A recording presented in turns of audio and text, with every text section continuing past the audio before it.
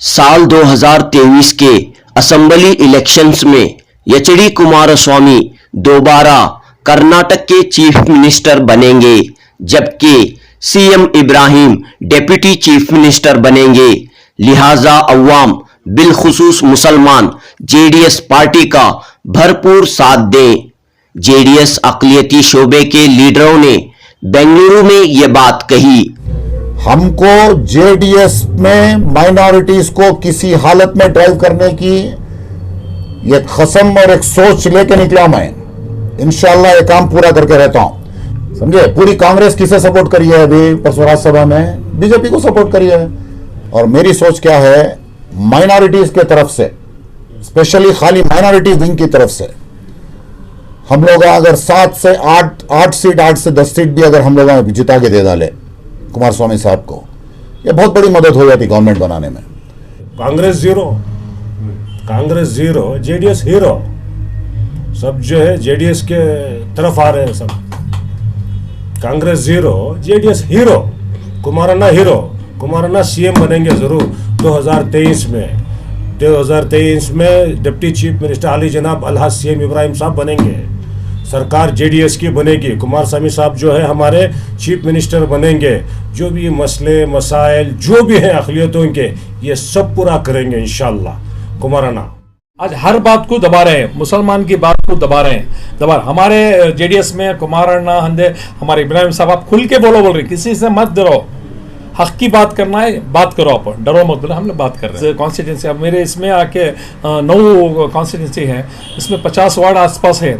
तो मैं हर दिन 3-3, 4-4 वार्ड ये कर रहा हूँ। रोज़ एक ऑफिस ओपन कर रहा हूँ। अभी जब से मैं 2 महीने से मैं पार्टी में जो पोस्ट लिया, 22 ऑफिस ओपन करके हूँ बेंगलुरु नॉर्थ में, और तकरीबन 450 मेंबर बनाया हूँ।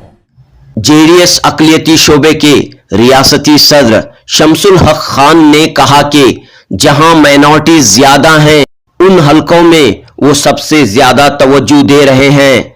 ज्यादा से ज्यादा अक़लियती उम्मीदवारों को जिताने की कोशिश कर रहे हैं। जेडीएस अक़लियती शोबे के बेंगलुरु सिटी के सदर एस.के. सोहेल बाबा ने कहा कि जेडीएस पर बीजेपी की बी टीम का इल्जाम सरासर गलत है। कई मौकों पर कांग्रेस ने बीजेपी का साथ दिया है।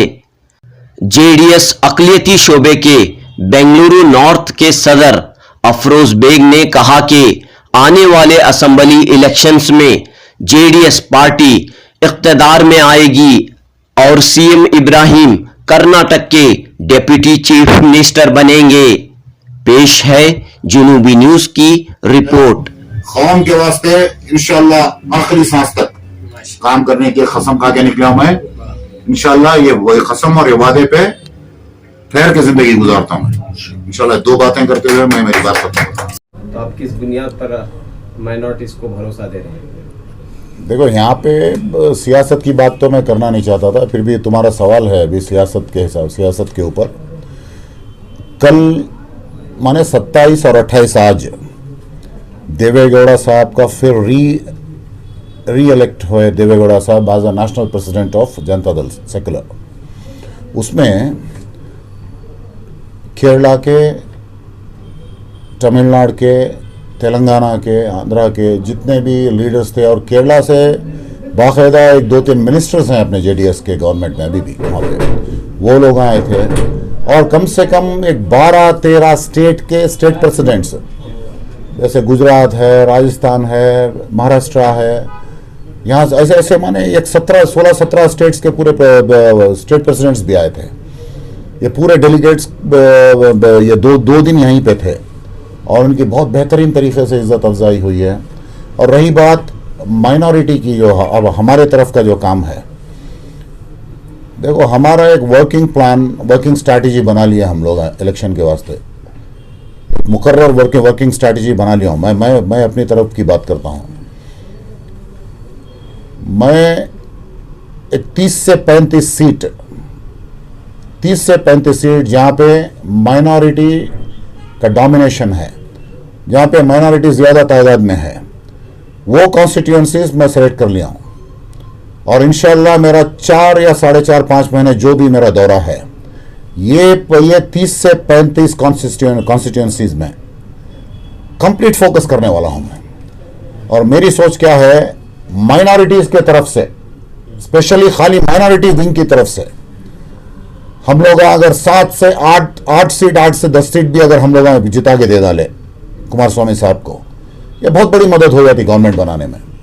इंशाल्लाह ये पूरी कोशिश है। और मुसलमान तो पूरा तकरीबन ऑलमोस्ट ऑल डिसाइड करके है कि इस बार कांग्रेस को दरकिनार करना है बोल के। कांग्रेस की कोई बात ही चाहती नहीं है अभी। अब रही भाई सेक्युलर पार्टी कौन सी है, सेक्युलर पार्टी कांग्रेस बोल के समझते थे हम लोग, वो गलत साबित हो गई है। अभी सिवाय जेडीएस के दूसरा कोई रास्ता है नहीं अपने को। और मुसलमान को ये बाकायदा उनके जहन में हम लोग डालने की कोशिश करें, और बाकायदा जहन में चढ़ भी गए उनके। इंशाल्लाह अभी जो 4-5 महीने का जो काम है, पूरा स्टेट जहां भी हमारी जरूरत है, अभी देखो 5 गाड़ियों के साथ अगले महीने से मेरा टीम पूरा 5 गाड़ियां, पूरा स्टेट दौरा है मेरा। पूरा स्टेट दौरे के बाद इंशाल्लाह ये 35 कॉन्स्टिट्यूएंसीज जहां पे कुमारण्णा साहब जो भी जिम्मेदारी मुझे देते हैं आगे, ये कॉन्स्टिट्यूएंसी से ये तेरी जिम्मेदारी है, इतने आदमियों की तुम्हारी जरूरत है, ये जगह जाके काम करो बोल के जहां बोलते हैं, इंशाअल्लाह उस जगह पे बहुत ईमानदारी और बहुत मेहनत से काम करने की एक उम्मीद रख के बैठा हूं। और रही बात मेरी पर्सनल क्या फायदे हैं इतनी मेहनत करने की, क्या वजह है बोल के सोचेंगे लोग, मुझे कुछ भी जरूरत नहीं है। खाली हमारी कौम की जो परेशानी है, हमारी कौम के जो मुद्दे हैं, वो परेशानियां और ये परेशानियां से निजात, और जो भी ये 4-5 साल जो हम लोग देखे हैं अभी, जो धचके खाएं, ये चीजें अगर बराबर करवाती है जेडीएस, उससे भी बड़ी जरूरत है, उससे भी बड़ी सोच क्या भी है नहीं हमारी। पर्सनली मुझे कुछ भी होना नहीं है। कौम की अगर भलाई होती है, कौम के वास्ते इंशाल्लाह आखिरी सांस तक काम करने की कसम खा के निकला मैं। इंशाल्लाह ये कसम और ये वादे पे ठहर के जिंदगी गुजारता हूँ मैं। इंशाल्लाह 2 बातें करते हुए मैं मेरी बात खत्म करता हूँ। जाहिर सी बात है कि आप भी जिन कॉन्स्टिट्यूएंसी पर जोर डालेंगे, वहीं पर कांग्रेस भी जोर डालेगी, माइनॉरिटीज के वोट डिवाइड होंगे और फायदा बीजेपी को होगा। नहीं, देखो जहां पे इस हिसाब का जो खेल रचा जाता ना, वो बहुत सोच समझ के काम करते हैं हम लोग।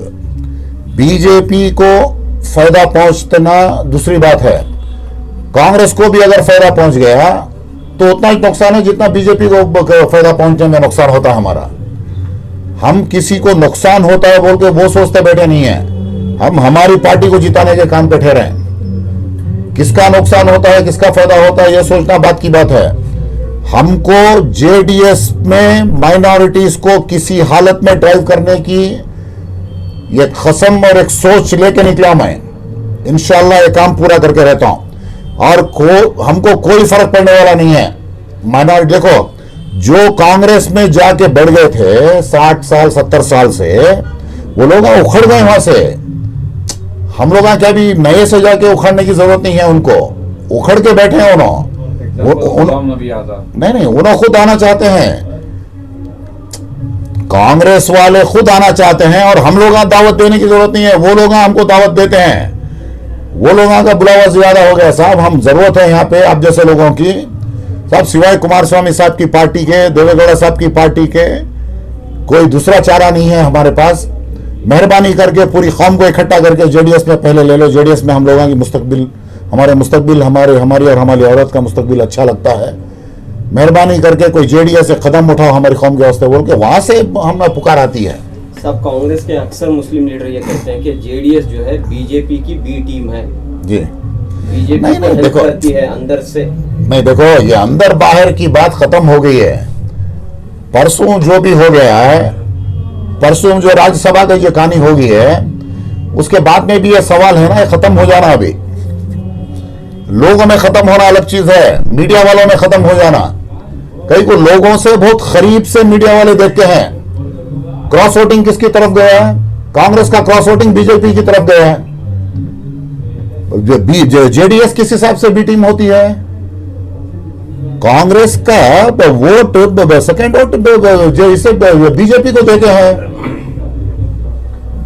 ये सवाल ही गलत है। और जो जिस चीज का कोई सबूत नहीं है, उस वैसा सवाल अगर उठे तो उसका जवाब देने की जरूरत नहीं समझता मैं। और यहाँ पे रिजल्ट है, यहाँ पे कौन किसको वोट डाला है, क्या हुआ है बोल के, समझे। पूरी कांग्रेस किसे सपोर्ट करी है अभी परसों राज्यसभा में? बीजेपी को सपोर्ट करी है। उसमें सवाल कहां पैदा होता है?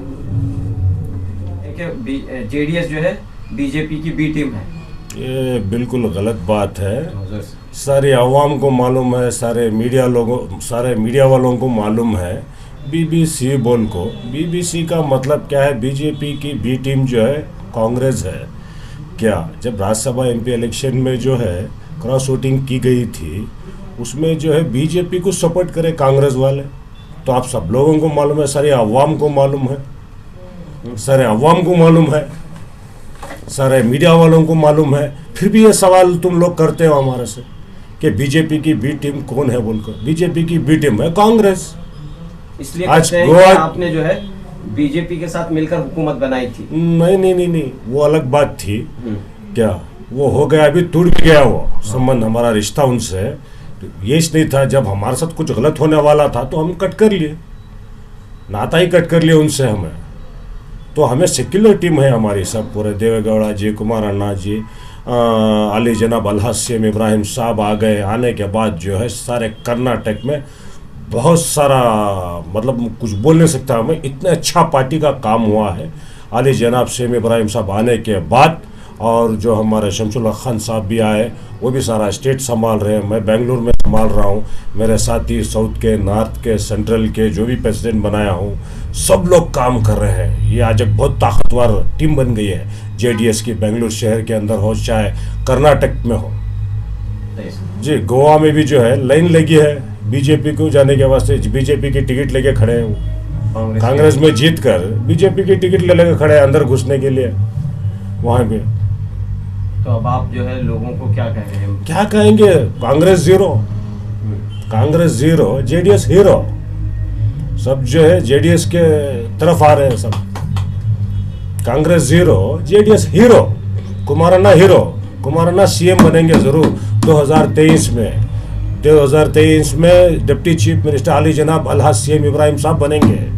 सरकार जेडीएस की बनेगी। कुमारस्वामी साहब जो है हमारे चीफ मिनिस्टर बनेंगे। जो भी मसले मसाइल जो भी हैं अक़लियतों के, ये सब पूरा करेंगे इंशाअल्लाह कुमार अन्ना। याद रखो, जो भी फ़िरक़ा परस्त ताकतें जो क्रिएट करते हैं प्रॉब्लम्स जो भी है, इन सबको दूर करेंगे कुमार अन्ना इंशाअल्लाह। सबके साथ हैं वो, हिंदू हो चाहे मुसलमान हो, सबके साथ हैं वो। सब जने भी उस पार्टी के अंदर शामिल हैं, क्योंकि हम सब एक माँ बाप के बच्चे हैं।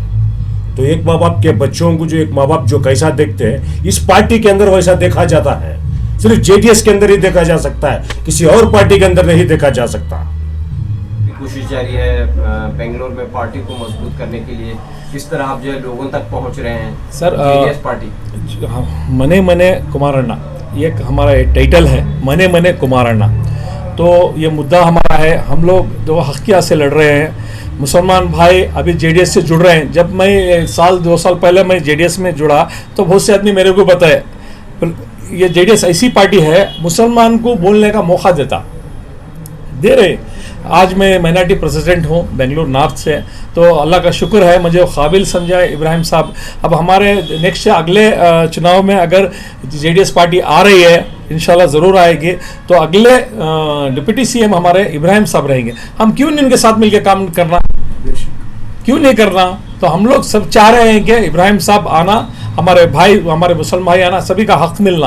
और वहाँ पुलकेशी नगर का तो आपको पता है, ये सब ऐसे हर जगह ऐसा है। आज हर बात को दबा रहे हैं, मुसलमान की बात को दबा रहे हैं। हमारे जेडीएस में कुमार अन्ना हंदे, हमारे इब्राहिम साहब, आप खुल के बोल रहे, किसी से मत डरो। हक की बात करना है, बात करो, आप डरो मत। बोले हम लोग बात कर रहे हैं। पार्टी को मजबूत करने के लिए आप क्या कर रहे हैं? पार्टी को मजबूत करने के लिए सबसे पहले काम कर रहे हैं। मैंने कुमार अन्ना बताया, तो दिन में मेरे 3 या 4 मीटिंग डेली चलते रहता है। हर ब्लॉक वाइज, हर तुम्हारे वार्ड वाइज कॉन्स्टिट्यूंसी। अब मेरे इसमें आके 9 कॉन्स्टिट्यूंसी है, इसमें 50 वार्ड आसपास है। तो मैं हर दिन 3-3 4-4 वार्ड ये कर रहा हूँ, रोज़ एक एक ऑफिस ओपन कर रहा हूँ। अभी जब से मैं 2 महीने से मैं पार्टी में जो पोस्ट लिया 22 ऑफिस ओपन करके हूँ बेंगलुरु नॉर्थ में, और तकरीबन 450 मेंबर बनाया हूँ, पूरे सभी के पोस्टिंग दिया हूँ। सब मेरा काम है, ये शौक़ अलग है, काम अलग है। ऐसे मैं पेशे से सिविल इंजीनियर हूँ। मेरा काम आपको कि वो शायद मैं को बताया नहीं, कर्नाटक के कितने जेला हैं उसका सिविल का जो भी है फेंसिंग का है मेरा मेंटेनेंस है, पिछले 15 साल से कर रहा हूँ मैं। कर्नाटक 108 जेल हैं, बहुत आदमी को मालूम ही नहीं है, तो वो से बंदे कन्फ्यूज हैं अफरोज बेग क्या करते हैं तो वो चीज़ ये चीज़ से थोड़ा रिलैक्सेशन करके, सियासतदान भी है, इंजीनियर इंजीनियर भी है। मेरी खुद की कंपनी है परफेक्ट बिल्ड इंफ्रास्ट्रक्चर का, मैं डायरेक्टर हूँ।